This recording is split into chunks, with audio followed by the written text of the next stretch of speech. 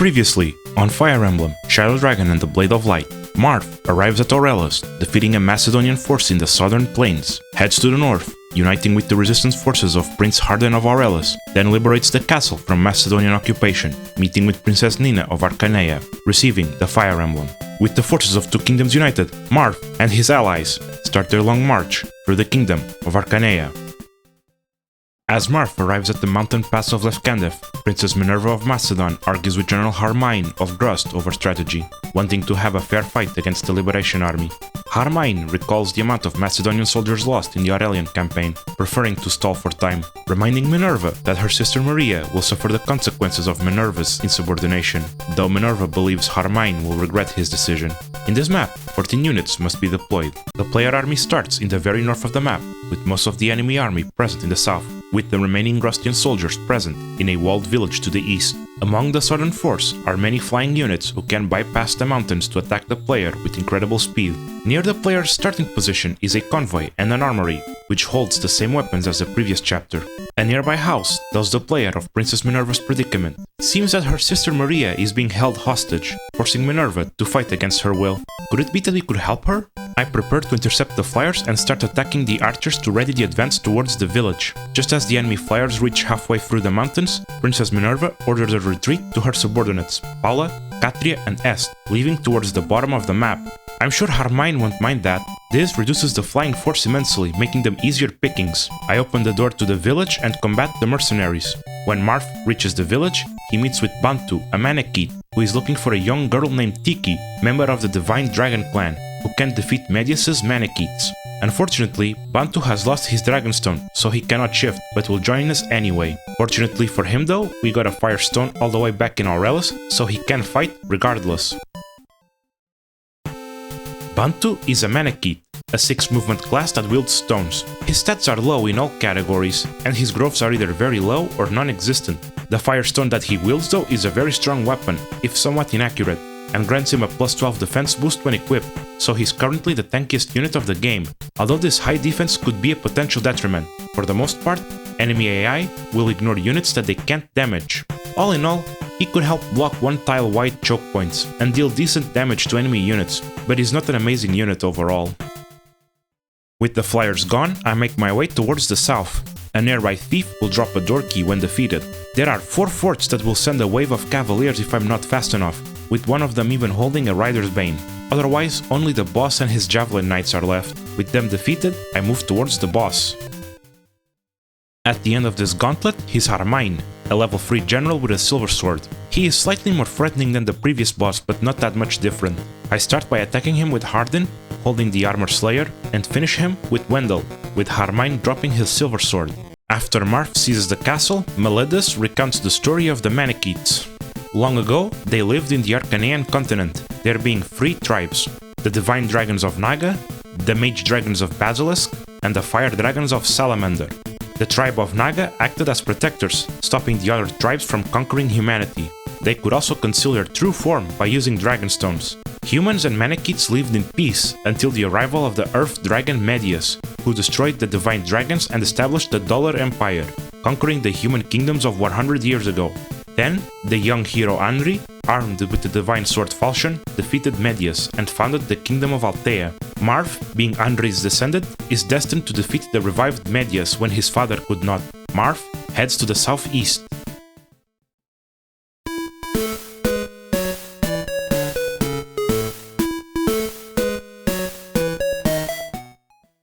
Marth arrives at the port town of Warren, which is being threatened by a nearby Grustian garrison, with mercenaries in Warren's employ suggesting that the castle to the northeast being a safer place to go.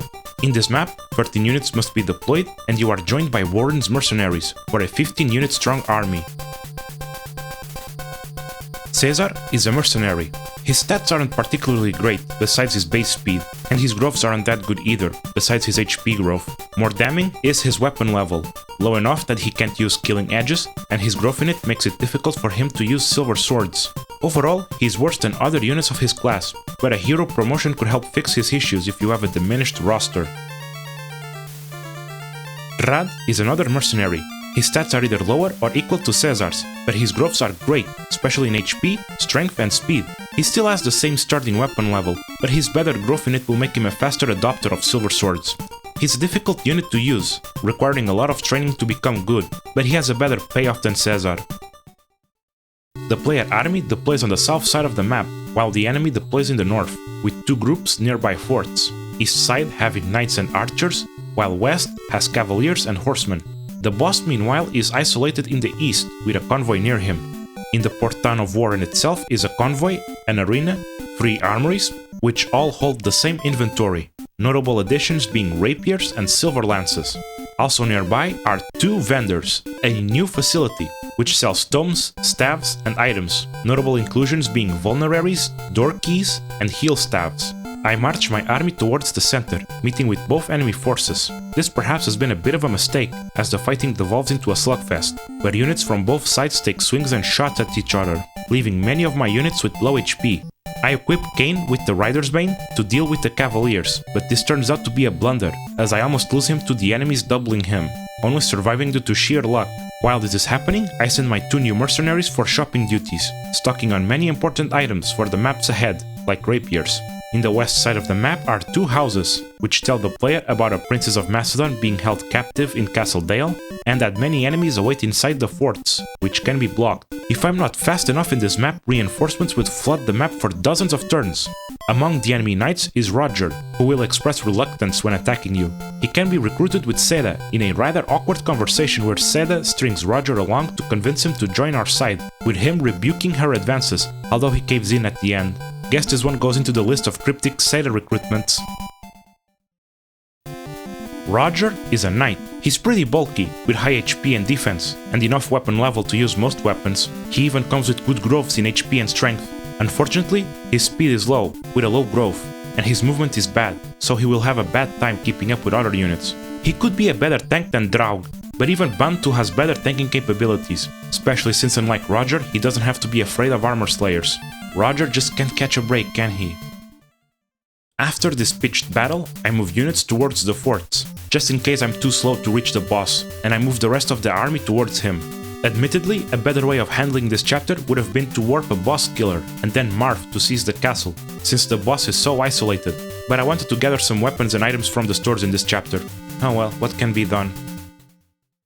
Guarding the castle is Cannibal, a level 10 knight with a silver lance. He's actually a tiny bit worse than the previous boss, but melee units should still have some care. I start the fight with Wendell and finish him with Merrick, dropping the silver lance when defeated. Marth seizes the castle, with Meletus advising that staying here would be dangerous and that we should head to the nearby Kingdom of Perathi, though he warns that King Manu might be a descendant of dragons. I'm sure nothing will go wrong.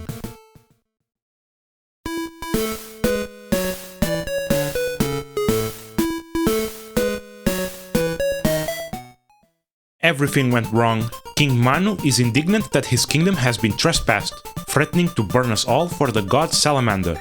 In this map, 15 units must be deployed. The player army starts in the northwest with a nearby convoy, while the enemy army has units scattered throughout the south.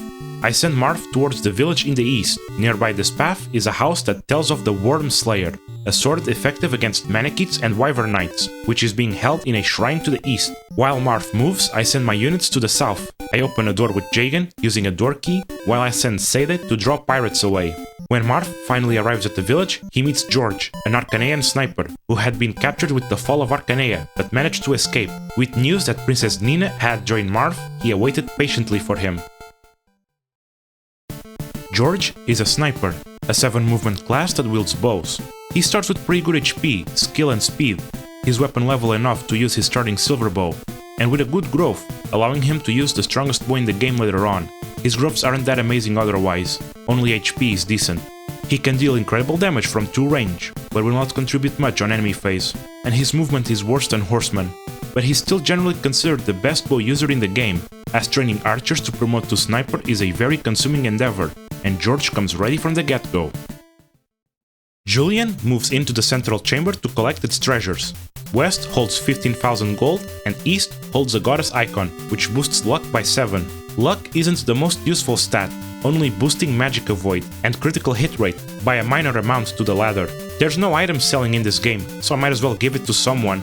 I decide on Navarre, but it really doesn't matter.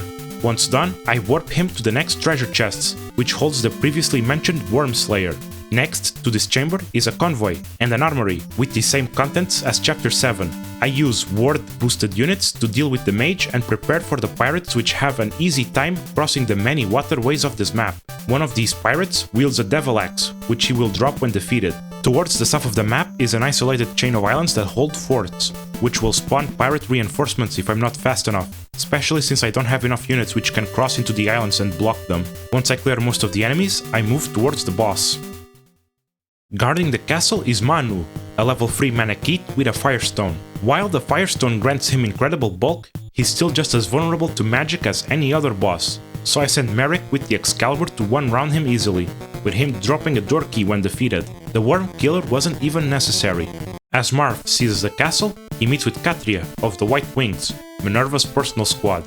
It turns out that Minerva plans to rebel against Dolor, but with her sister being held captive, she's incapable of enacting this plan, so she enlists our help in rescuing Princess Maria.